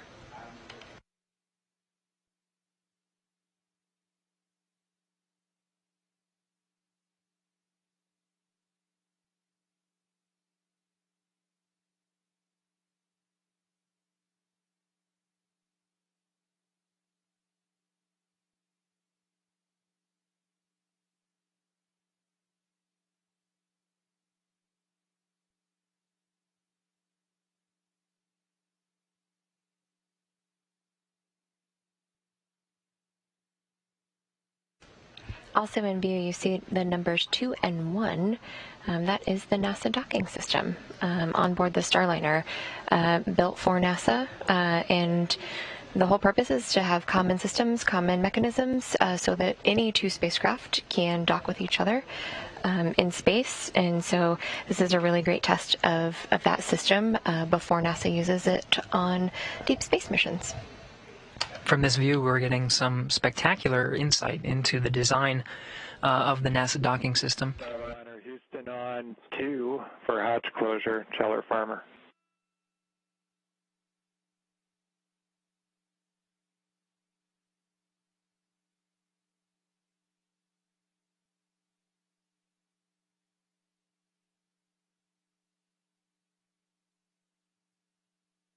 You go for Starliner. Farmer, at step 4.8, we just wanted to confirm, double check that the hatch equalization valve 1, that cap is secured away from the valve, and we were going to offer up just using a piece of tape, any kind, doesn't matter what tape. Okay, and you said on valve 1, right, is the one we're talking about?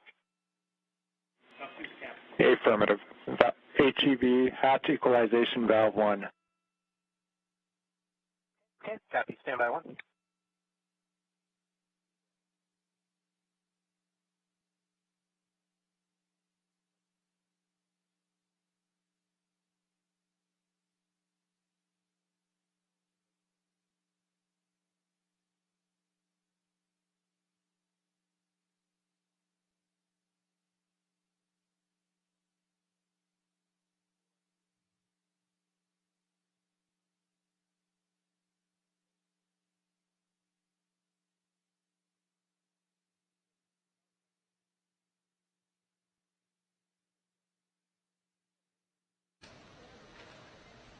Really incredible views that we're getting inside the Starliner spacecraft with those Mustang interior cameras, 4 of them. We'll have them on board the crew flight test. Have been iterating on that system to hopefully get some near real-time or real-time views when we actually have crew on board and headed to the International Space Station.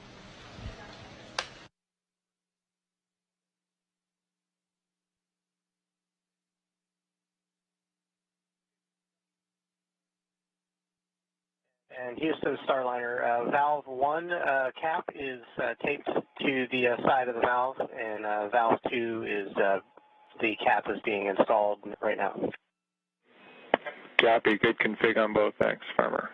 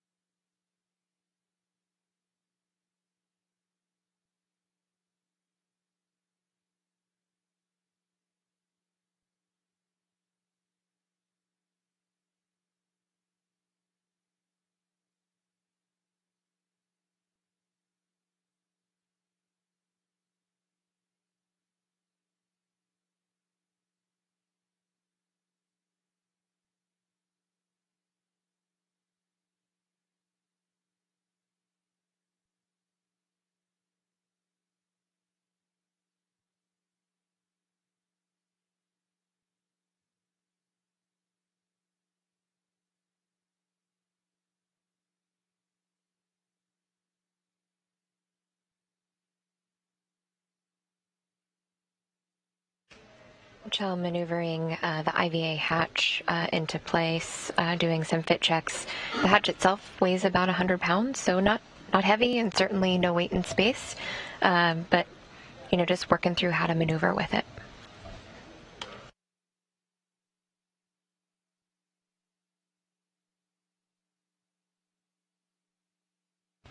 As astronaut Bob Hines supporting the operations all along the way, camera in hand, he'll be photographing the hatch for documentation purposes so the teams on the ground can analyze every step of the way. Of course, this hatch closure comes the day before undocking. The crew will continue to work throughout tonight after the hatch is securely shut. You can see Chell maneuvering the latch now. And through the window of the IVA hatch, you can kind of see a silhouette in there.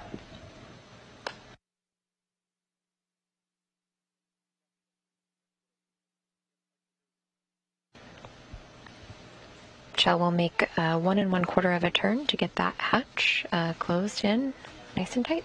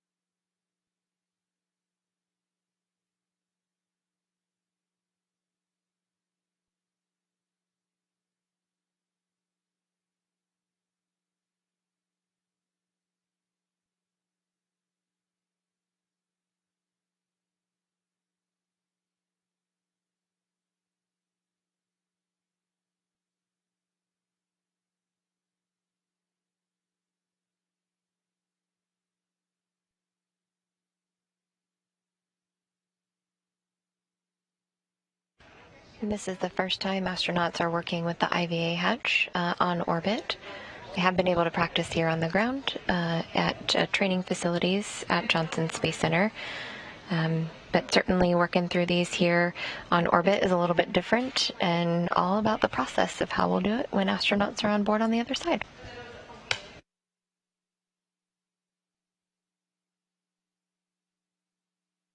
Part of the procedure here is positioning the hatch in such a way so that they can turn the handle like you said, 1¼ turns. There are guides available on the station side of the hatch, 4 guides that allow them to monitor their position as they get it fully engaged.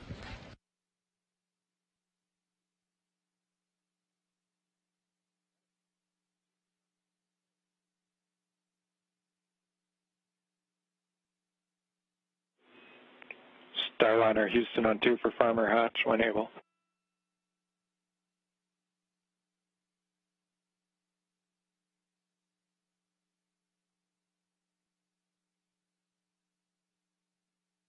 For Farmer. Hey, Farmer, just following along in the video. The hatch itself, we're hearing, looks to be in a good config. What we were going to offer up is to try to make sure that the kicker dogs that are on the flat side of the hatch, and when you position the hatch, they need to be on the inside of the vehicle, inside of Starliner.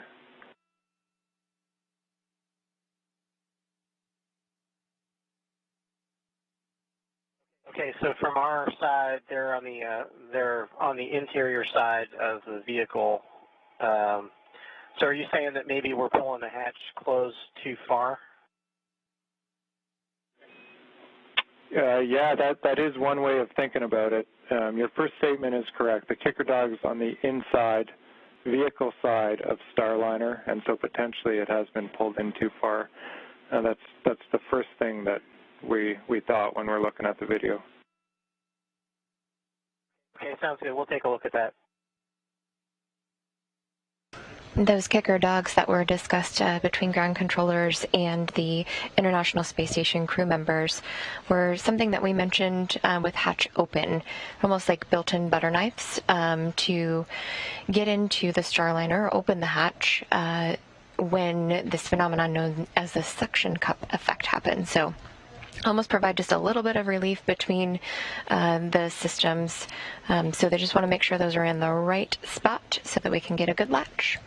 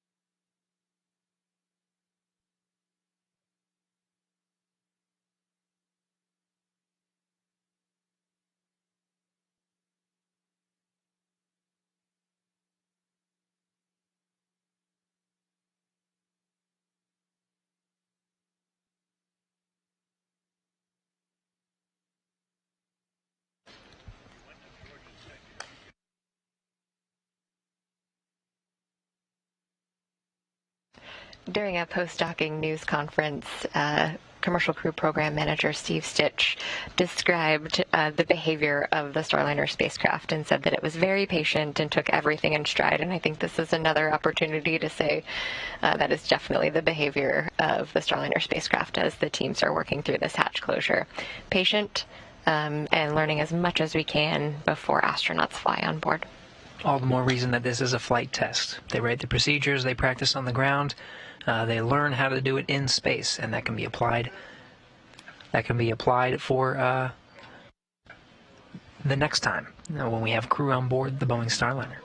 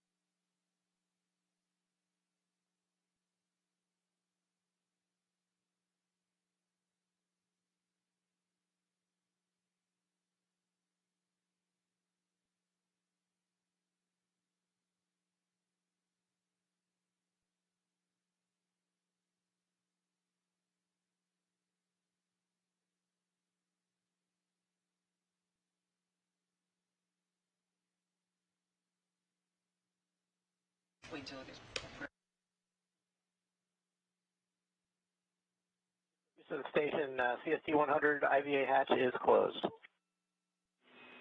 Starliner Houston, we copy. Starliner hatch closed. Thank you.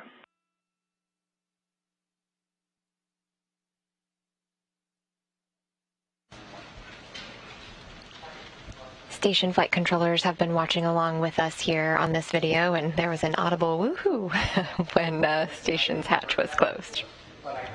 Very good. And that hatch closure time comes right at the top of the hour, 2 p.m. Central Time. The International Space Station and Boeing Starliner with 262 statute miles over Belgium.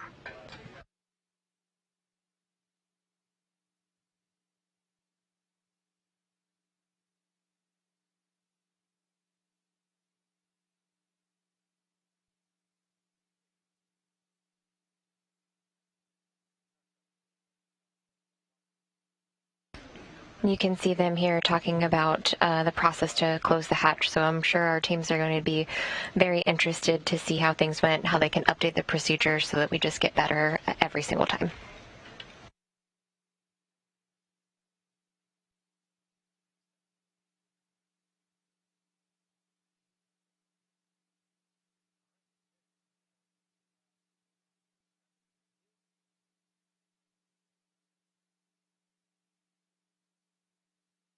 All right, with that, again, the Boeing Starliner's hatch is closed 2 p.m. Central Time.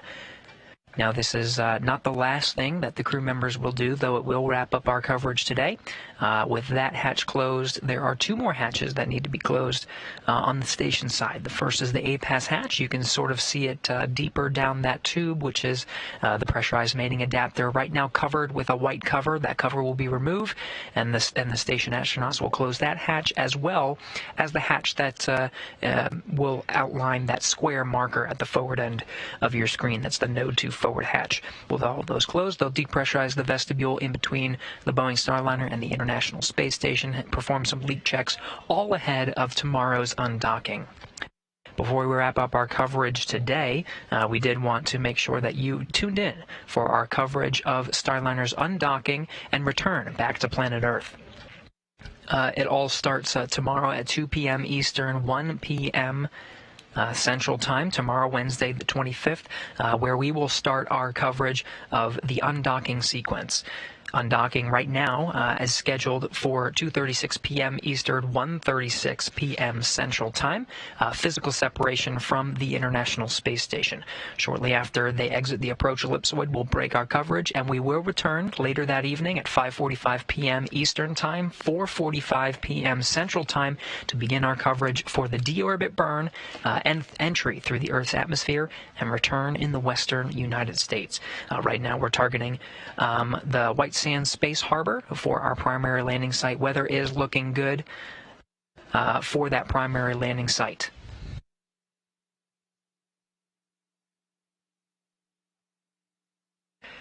That return, if you are following along and you're watching our coverage, if you're able to, if you're in the trajectory of that return, it's going to be an upwards trajectory. So if it'll pass over Baja, you might be able to catch a glimpse as it returns back to planet Earth. That touchdown time in the western United States in the desert is scheduled for 6:49 p.m. Eastern, 5:49 p.m. Central. If you're in Mountain Time, 4:49 p.m.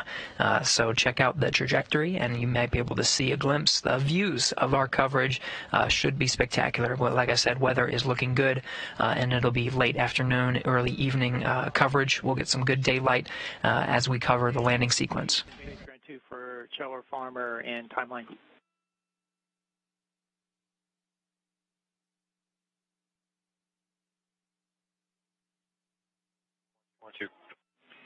HL, we're thinking we want you to, of course, continue with the APAS and Node 2 hatch closures, and likely that would go in the DPC timeframe, so you can skip the DPC, and then once you're done with the hatch closers, touch base with us, and then we can you can let us know if the feedback conference is still something that you can do with us, and we'll touch base at that time.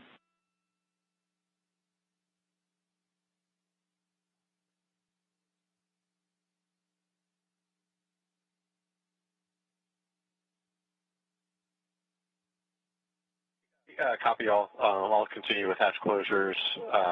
Understand that I may miss DPC, and I think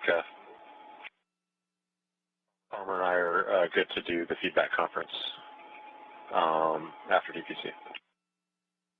All right, we appreciate you wanting still to do that.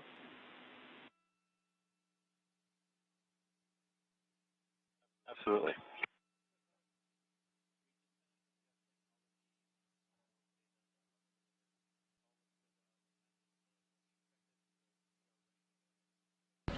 All right, you heard there that the station astronauts are going to push through the evening and continue with the procedures that we laid out. Again, 2 more hatches need to be closed. They'll depressurize the vestibule, check out the systems, and they'll have a conference with the ground to provide feedback about the whole process of getting the hatch closed and getting Starliner ready for departure before their daily planning conference to wrap up the day and get ready for bed.